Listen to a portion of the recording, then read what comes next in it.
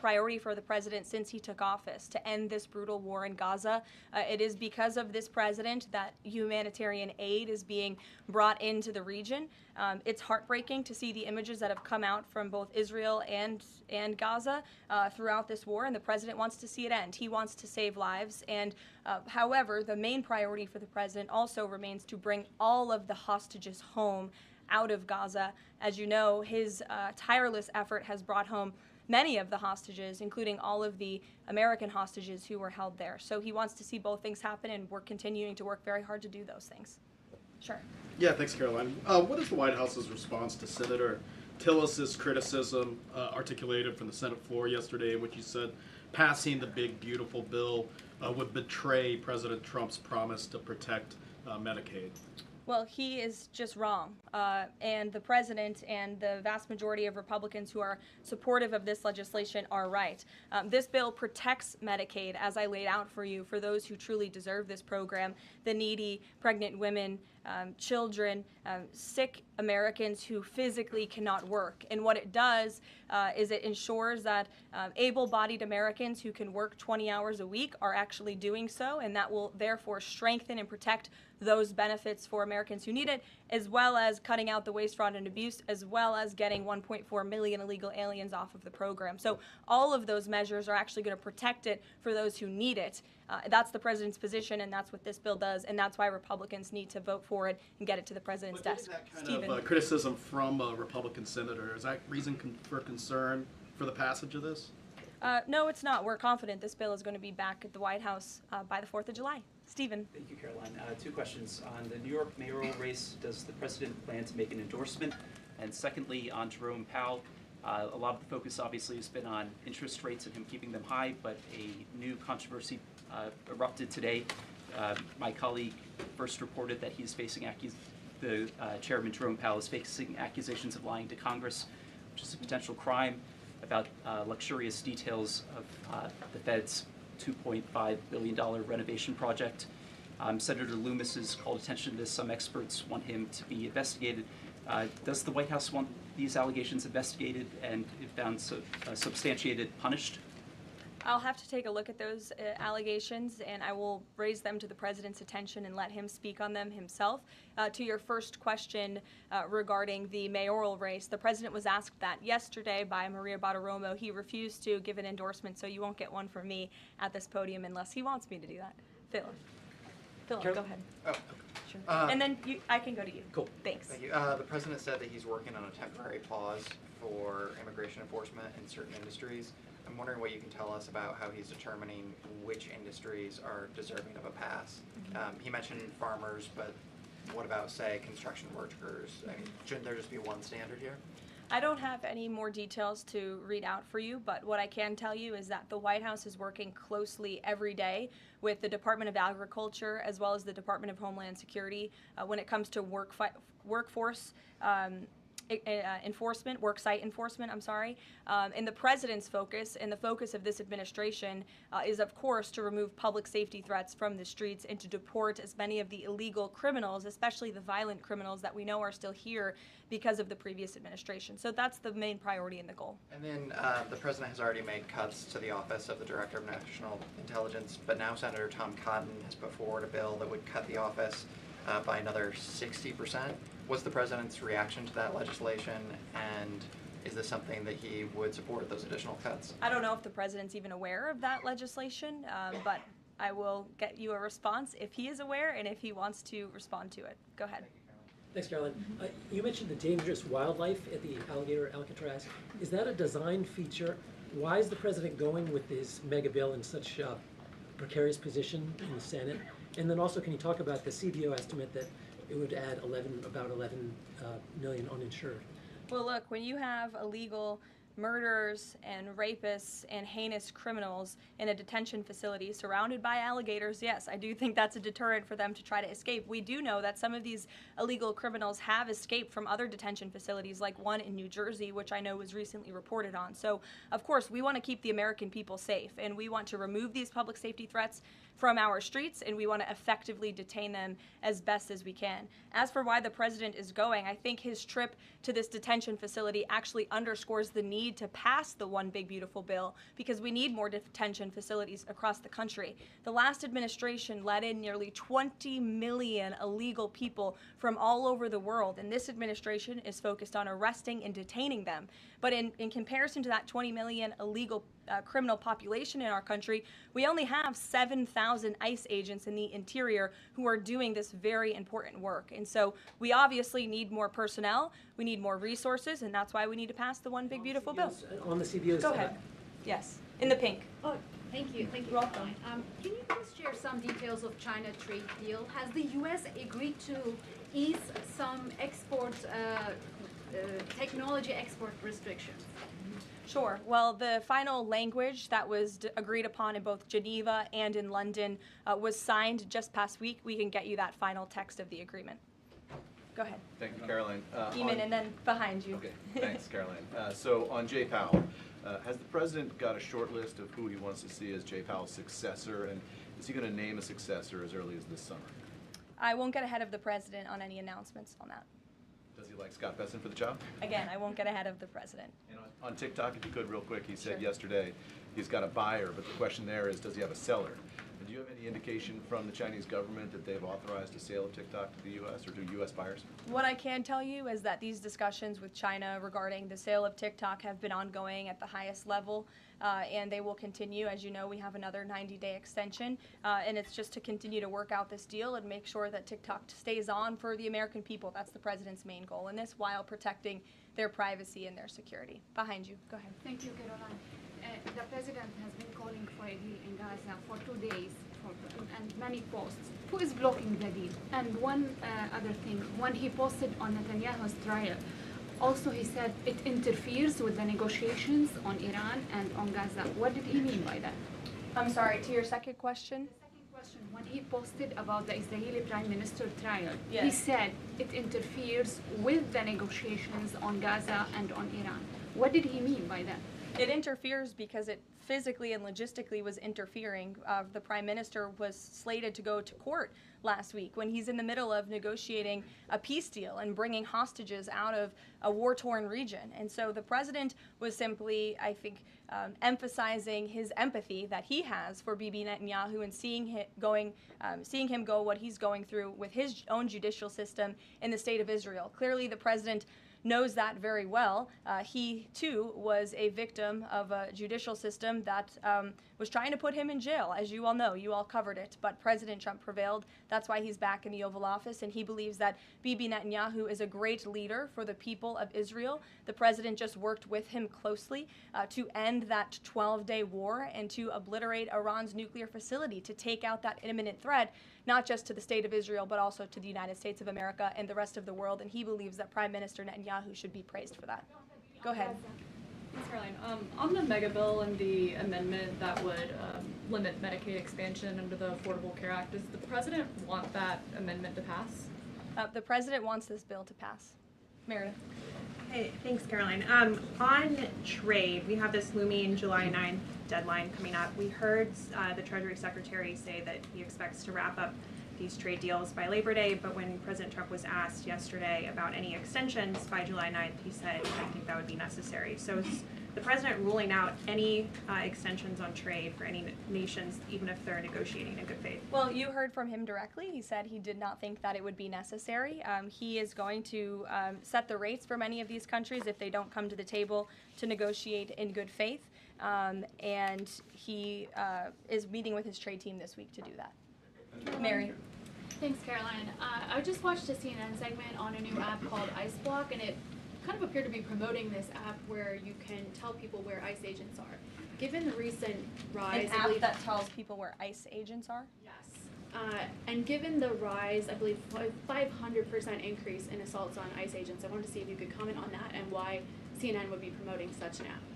Well, it's a very good question. I'll have to go back and watch the clip myself, but surely it sounds like this would be an incitement of further violence against our ICE officers. As you know, as you stated, there's been a 500% increase in violence against ICE agents, law enforcement officers across the country who are just simply trying to do their jobs and remove public safety threats from our communities. And that's something we as Americans, including journalists at CNN who live in many of these cities where illegal aliens are hiding and were let in from the previous administration, should be very grateful for. So we haven't seen the clip. We'll take a look at it, but certainly it's unacceptable that a major network would promote such an app that is encouraging violence against law enforcement officers who are trying to keep our country safe. Caroline, Shelby. I just wanted to get a clarification on the Senator Rick Scott's amendment. It sounds like the president is agnostic about whether it's attached. Is that accurate? Look, I'm not going to get into the details of the discussions that are ongoing right now, but the president wants these senators to come to a conclusion, to get this bill back to the White House as soon as possible and make sure that it's a piece of legislation that can make its way back through the House as well. So obviously there's some ping-ponging between both sides of Capitol Hill right now, but that's why Senator Thune and Speaker Johnson are working with the president in lockstep every step of the way.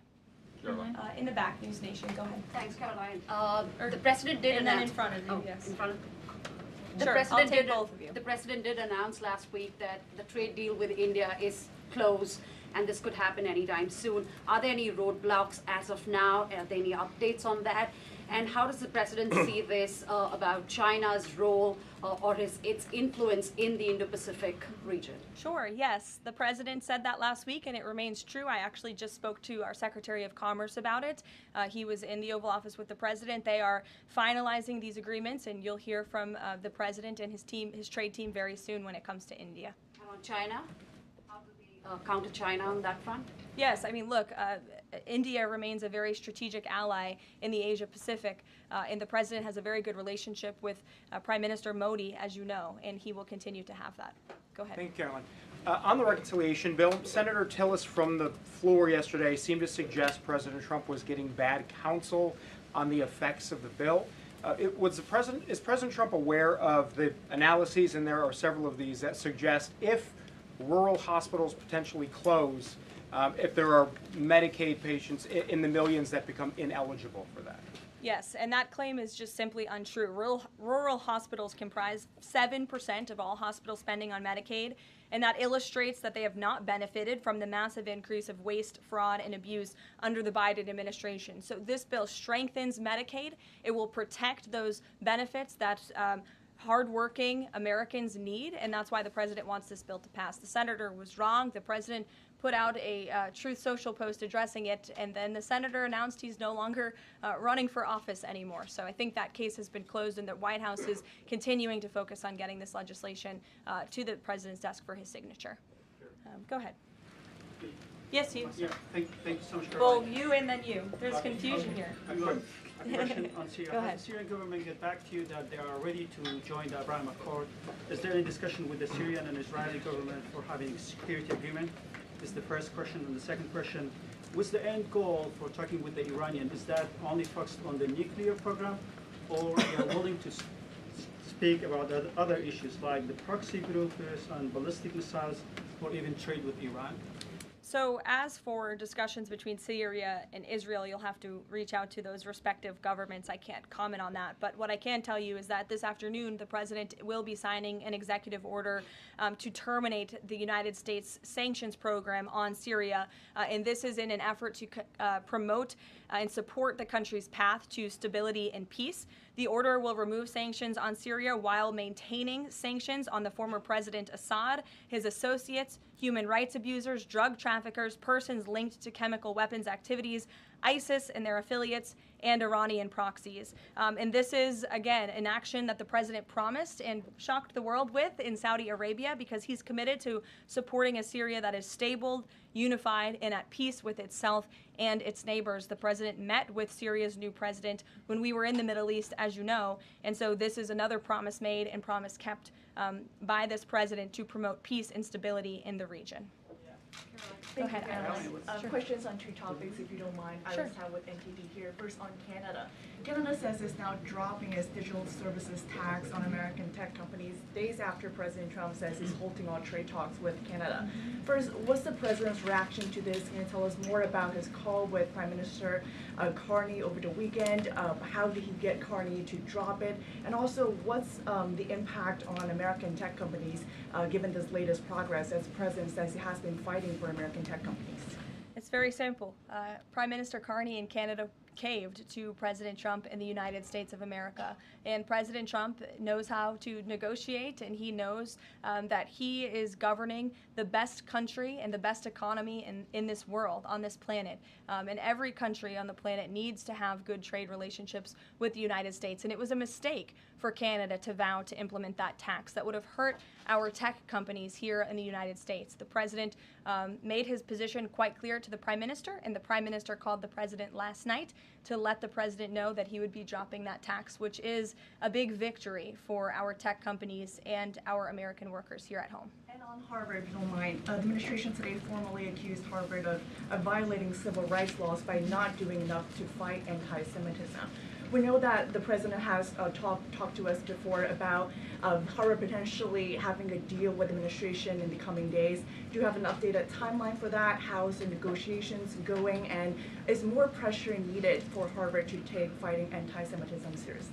Well, there was quite a direct letter that was sent to Harvard this morning, as you know. The negotiations are taking place behind closed doors, so I won't comment on that. But what I will share with all of you, for those who haven't seen it, is the context of this letter, because I think it's very important.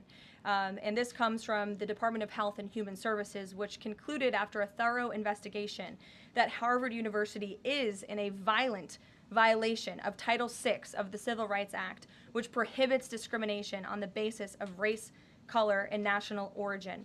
And if you read some of the content of the investigation and what they found, the majority of Jewish students reportedly experienced negative bias or discrimination on their campus, while a quarter of Jewish students at Harvard felt physically unsafe. Jewish and Israeli students were assaulted and spit on. They hid their kippahs for fear of being harassed and concealed their Jewish identity from classmates for fear of ostracization. Images were widely circulated amongst the Harvard community that trafficked in obvious anti-Semitic tropes, including one that showed a dollar sign inside of a Star of David, and the campus was vandalized with anti-Semitic stickers, including one that showed the Israeli flag with a swastika. The Harvard campus was racked by demonstrations, as you all know, violent protests that violated the university's rules of conduct. The demonstrations called for genocide and murder, denied Jewish and Israeli students access to campus spaces. These are all facts that Harvard cannot dispute, and that's why the administration has found them in violation of Title VI and has threatened to withhold their federal funding, because if you break federal law, you should not be receiving federal tax dollars. And so I rest my case on Harvard.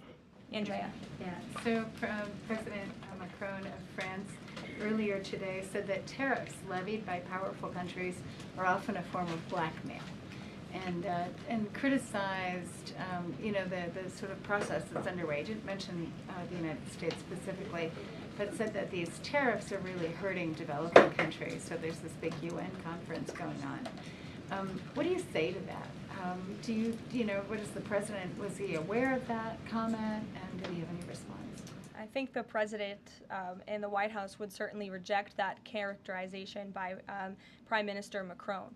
Tariffs are an effective use of presidential power to bring back the middle class, to bring back our manufacturing industry, which was the backbone of our American economy and has been hollowed out by globalist politicians who have caved to foreign countries instead of doing what's right for American workers. That's why the president is effectively utilizing his authority to wage tariffs and to utilize tariffs, and continues to be in discussions and negotiations on trade to do what's right for America. And Europe and the rest of the world might not be used to that, but President Trump is back in town, and he's going to do what's right for our people and our country. Can I just follow up on Netanyahu? So there's a report in Israeli media that the Prime Minister will actually be here, that Netanyahu will be here today meeting with the President. Can you confirm that? I don't believe Prime Minister Netanyahu is here today. I think you guys would know about that by now. Unless there's something going on I don't know about, but I don't believe he is. I do know he has expressed interest in coming to Washington and meeting with the president, and we are working on a date for that. I do not believe it is today, but that would be fun. You never know in this White House, let's be honest. Go ahead. Thanks, Caroline. Does the president support this new measure in the big, beautiful bill that would impose steep new taxes on new wind and solar projects? I believe you're referring to the credits for wind and solar projects. No, and what? I'm talking about the new tax. There's a new tax that it's estimated would add 10 to 20% to the cost of any new wind and solar projects that start after this year. Again, I don't want to comment on the specifics of provisions, but I'm sure the president will speak on that directly. Again, this is an ongoing process. The president continues to be very much engaged with the leadership in both the Senate and the House to get this bill back to his desk. Did the president ask for that provision? Because the National Building Trades Union is saying that it's the equivalent of terminating more than 1,000 Keystone XL pipeline projects. Is that something that would concern him? Well, the president spoke on this yesterday in his interview, and he said he understands that legislators want to protect jobs in their communities and in their districts. And so he understands why some of them are against this provision, but he also understands why people want the provision. So again, this is an ongoing deliberation and discussion, and the president is engaged in this very much. Go ahead. Thanks, Caroline. We've been hearing from White House officials for weeks that you're close on trade deals with a number of countries. Can we get any update on which countries will have deals by the 9th and when they're making any announcements? I'll let the president and the trade team speak on it. Can you respond to the CBO estimate that the Senate bill would increase the deficit by nearly $3.3 trillion? This is one of the most fiscally conservative pieces of legislation that has ever made its way through Capitol Hill. There's $2 trillion in mandatory savings in this bill, and not only that, the projected growth that this bill will bring to our economy. It will be an economic boom. The Council of Economic Advisors has an analysis that shows that the bill will generate $4.1 trillion in economic growth, and it will cut taxes, putting more money back into the American people's pockets. That's why this president wants this bill to pass, and I know he's busy working the phones and doing what he needs to do today to make it happen. So we'll see you all later. Thank you. We'll see you in Florida tomorrow. Thank you.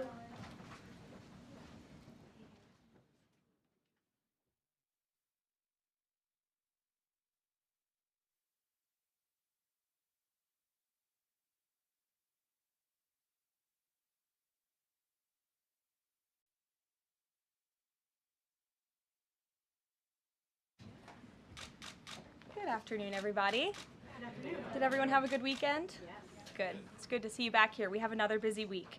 On a scheduling note, tomorrow, President Trump will travel to the great state of Florida to attend the opening of a new illegal alien detention center located at Dade Collier Training and Transition Airport alongside Secretary Kristi Noem, Governor Ron DeSantis, Congressman Byron Donalds, and other state and local leaders. We hope to see many of you there. The facility is in the heart of the Everglades and will be informally known as Alligator Alcatraz. There is only one road leading in, and the only way out is a one-way flight. It is isolated and surrounded by dangerous wildlife and unforgiving terrain. The facility will have up to 5,000 beds to house, process, and deport criminal illegal aliens. This is an efficient and low-cost way to help carry out the largest mass deportation campaign in American history. We are truly coming off a historic week of President Trump racking up win after win on behalf of the American people. President Trump restored peace through strength and acted decisively as commander-in-chief to obliterate the immediate threat of the Iranian regime's nuclear capabilities and then brokered a ceasefire between Israel and Iran, which continues to hold. Then, the president traveled to the Netherlands and achieved a monumental win for the United States and the NATO alliance by getting our allies to dedicate 5% of their GDPs to military spending. As a result of President Trump unleashing American energy dominance, summer gas prices are at the lowest they have been in 4 years, heading into the July 4th week. And with the incoming Trump economic boom, the stock market continues to roar back, with the S&P 500 and the NASDAQ both hitting record highs. And on this point of an economic boom, I bring to you original correspondence from the President of the United States to our Fed Chair, Jerome Powell. As the president has consistently stated, the American economy is booming. And there were so many economic analysts who said that this president's policies would drive our economy down, when in fact we have seen the opposite. We've seen a massive deregulation campaign take place. We've seen inflation completely diminished from where it was under the reckless spending and the bad policies of the previous incompetent administration. I would remind the Fed chair, and I would remind the entire world, that this is a president who was a businessman first, and he knows what he is doing. He has a proven economic formula that worked in his first term as president, and it is working again. The one problem that remains is high interest rates for the American people. The American people want to borrow money cheaply, and they should be able to do that. But unfortunately, we have interest rates that are still too high. So the president sent this note to the Fed chair today. And if you look at this chart, this is a chart of all of the interest rates of many countries throughout the world. At the top is Switzerland. They're only paying 1/4 for interest rates. Cambodia, Japan, Denmark, Thailand, Botswana, Barbados, Taiwan, Bulgaria, Cuba, Sweden, Morocco, Cabo Verde, South Korea, Algeria, Canada, Albania, Libya, Malaysia, China, New Zealand, Trinidad and Tobago, Czechia, Bolivia, Australia, Costa Rica, the Bahamas, Kuwait, Papua New Guinea, Bosnia, United Kingdom, and the UAE are all paying lower interest rates than the United States of America, which has one of the hottest and strongest economies in the world. The president sent this note to the Fed chair. It says, Jerome, you are as usual too late. You have cost the USA a fortune and continue to do so. You should lower the rate by a lot. Hundreds of billions of dollars are being lost, and there is no inflation. And the president is right. There is historically low inflation thanks to his policies. And we will continue to drive down the cost of living in this country for Americans. We will continue to deregulate. And it's also incredibly important that we pass this one big, beautiful bill, which is the largest tax cuts in American history. And that's why the White House and the president himself have been in touch with lawmakers all weekend long to get this bill passed. And they are working very hard to do so. It remains a top priority for the president. And this bill has exposed the clear differences between Republicans and Democrats in 2025. The Democrats are doubling down on craziness and radical policies that are undermining the very fabric of our country. Just look at the Democrat nominee for New York City Mayor, Zohran Mamdani.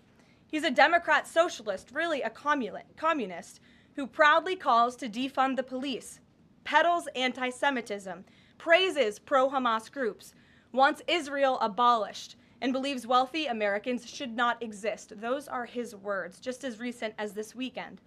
Meanwhile, under President Trump's leadership, Republicans are fighting tirelessly for everyday middle-class working Americans who re-elected this president, and we're carrying out a revolution of common sense, and all of that is packed into this one big, beautiful bill. It delivers the largest middle and working class tax cuts in U.S. history. It keeps America safe by funding the largest ever one-time investment in border security. It's enough to reverse the Biden border invasion. And every single Democrat is against that, against securing our border and deporting millions of criminal illegal aliens.